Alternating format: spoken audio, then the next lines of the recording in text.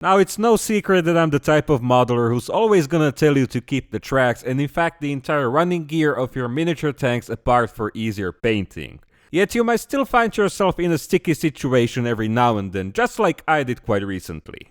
If you've seen my first and until now only video about painting tank tracks, then I'm quite positive you know exactly what I'm talking about. But it doesn't mean that painting such a complex assembly of wheels and tracks isn't possible when they're glued to the model.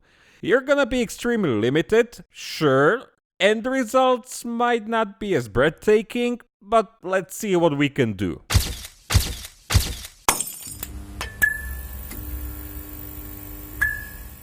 What's up, mates? What's up, mates? It's Uncle Nightshift again. If you watch some of my recent videos, then you know I've been painting this KV220-2 for a while now, and the time has finally come to paint the tracks and wheels.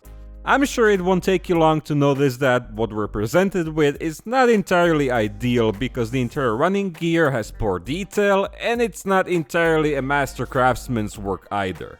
The short story behind this is that this is a model built by a friend of mine a very long time ago. It was his first and last attempt at building a tank model, and I can understand why, as he didn't pick the easiest or best kit to start with. But it's now up to us, my dear mates, to try and make the best out of this kit. And before we start, just a quick heads up. This video will be focused around the tracks and not the wheels or lower hull, although they're gonna be weathered together. The techniques are gonna be exactly the same, so let's focus on the tracks only. Now, speaking from my limited experience, it's always best to start with a solid base coat, and in this case we have a winter tank operating in wet and cold conditions, so the base color should look something like that. Using these paints I mixed a desaturated earth tone. Normally I would apply it on the rest of the tank as well, such as the glazes and backplate, and fenders and other parts, but I want to keep this video focused on one thing and will take care of the rest in the next installment. Masking tape can be used to protect those parts which you want to keep clean for the time being, and usually this only means masking off the fenders while spraying the upper track run. On the other hand, you don't need to mask the wheels as they're gonna be weathered the same way, just the amount of effects might be smaller depending on the result you're after. And the same goes for the lower hull behind them, just a partial layer of paint will make a good foundation for the upcoming effects. You might argue that none of this is necessary, especially after seeing the rest of the video, but I strongly believe every paint job starts with a decent layer of base color, and this is no exception. It will also help you visualize the final result. Let's now add some muddy texture. My favorite product for this is textured earth from Wilder, which is an acrylic paste with really nice in-scale texture. The color usually doesn't matter that much as we're gonna cover all of it with enamel paints. I have two goals with this step. First is to obviously add a layer of mud which has texture and volume, and the second is to conceal all of the unwanted gaps between the track links. Now, if those tracks were some high quality ones from a new kit, I would try to keep some of the delicate details visible. For example, the intricate and in-scale gaps between each link, as those are usually left clean on real tanks as well, due to their constant motion and friction. But in this case the details are non-existent and nothing fits together, so it's one of those occasions when you have to use the power of heavy weathering to hide your mistakes. As you probably guessed, the acrylic mud can be blended with water while it's still wet. And what you can also do is to wipe it away with your finger from exposed parts such as the track cleats, which often get polished by coming into contact with the ground. The inner side is quite similar because most of it comes into contact with the wheels, which constantly clean up and polish the track, so obviously you have to apply the mud layers to the outside edge only. I think it's safe to say that we accomplished both goals. We have a pretty decent in-scale mud buildup, and we also covered all of those poor fitting parts and huge gaps between track segments. Is it excellent? No, but definitely better than before. Just try to keep those exposed parts clean because some of them, especially the inner parts, are quite hard to clean up later. Let's now add a coat of light colored dry mud. For this I'm gonna use thick soil from Ammo, which is an enamel paste, quite similar to the Wilder one which I used previously, but with finer texture. The color is not exactly what I wanted, so I'm gonna mix it with some pigments. This is my current selection of grayish desaturated earth tones, and for some reason most of them have oddly specific names. Farm Dark Earth, City Dark Dust, Factory Dirt Ground. This hobby has gone a long way since I started in the 90s. Let's go with this one. I want a less saturated, cold-looking tone, but your preference might be something else, so don't be afraid to experiment on your own. Even though this product is quite thick, I diluted it into a consistency of a wash, because all I need it for is to cover the whole thing in a thin layer of paint.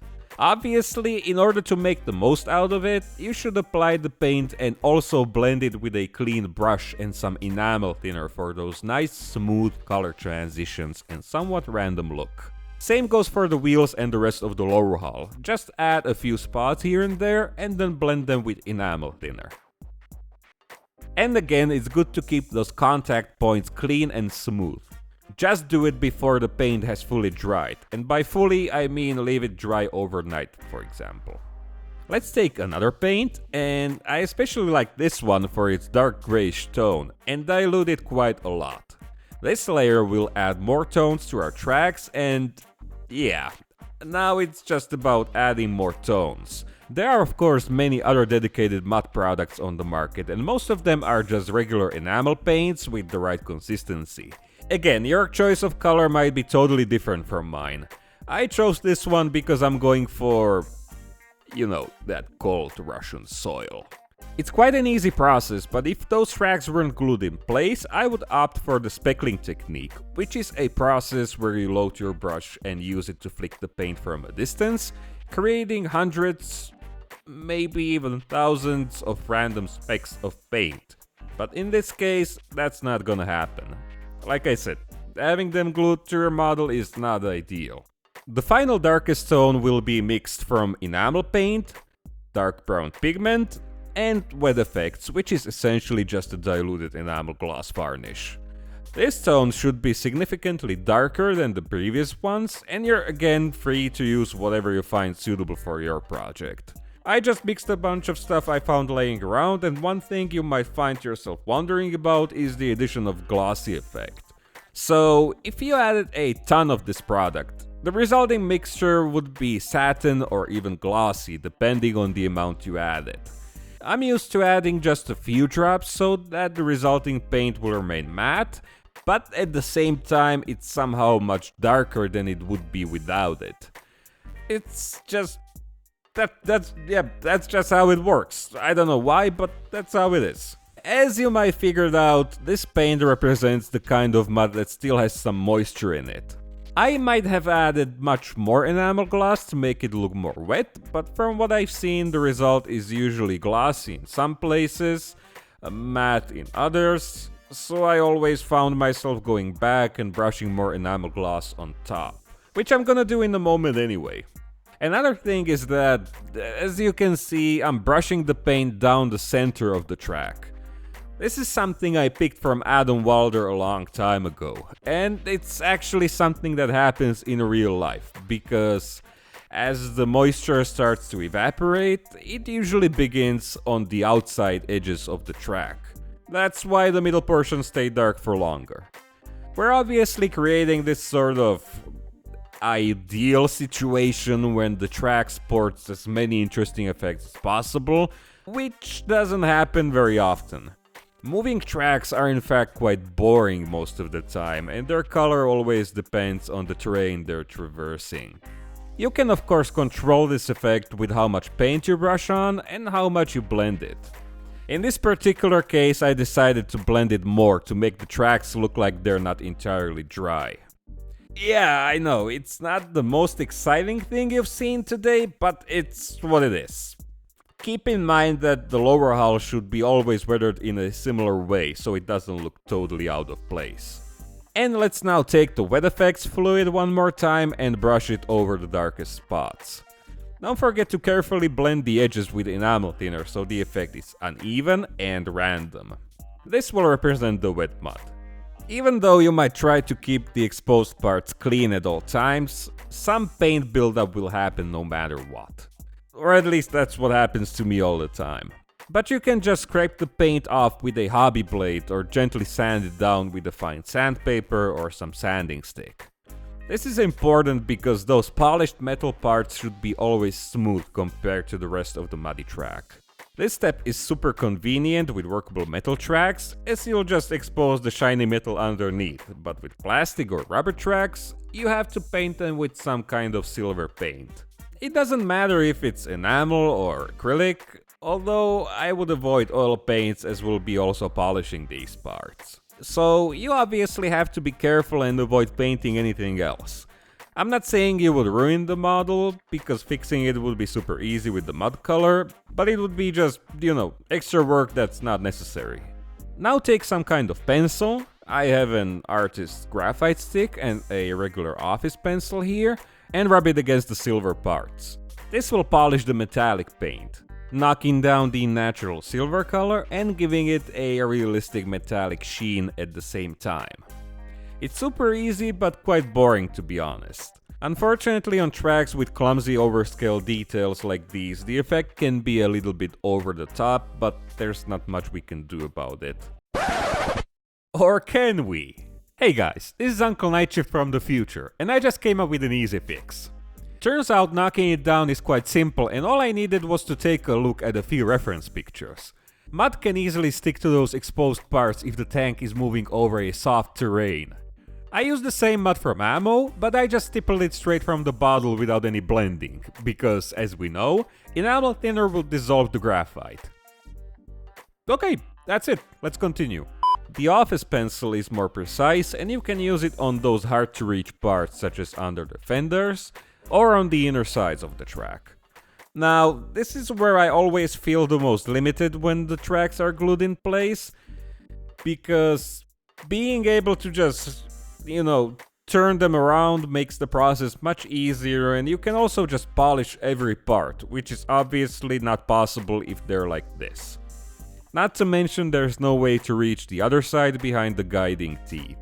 And honestly, not being able to finish details like this can negatively affect the overall impression of your model, and if you decide to enter it into a competition, then you just have to hope the judges won't notice and overall just hope for the best. And that's it for tonight. I don't know what else to say. I'm gonna repeat myself, but as you just saw, it's always best to keep the tracks and wheels off the model for painting and weathering and assemble them afterwards. But still, it is possible to paint and weather them like this and make them look like something, at least. Anyway, I hope you found this video helpful or at least interesting to watch, and if you did, please give it a like and leave a comment because it helps me immensely. And if you didn't, then make sure to subscribe because I have tons of other videos on my channel and even more coming your way as we speak. And I'm sure you will like at least some of them. And if you want even more content, photos, information, tips and thoughts on scale modeling, then consider joining these beautiful human beings on my Patreon page. Thank you all for watching, I'll see you mates in the next one, and here are some bloopers. The start. I just mixed the stuff. I just mixed a bunch of stuff. I could have added.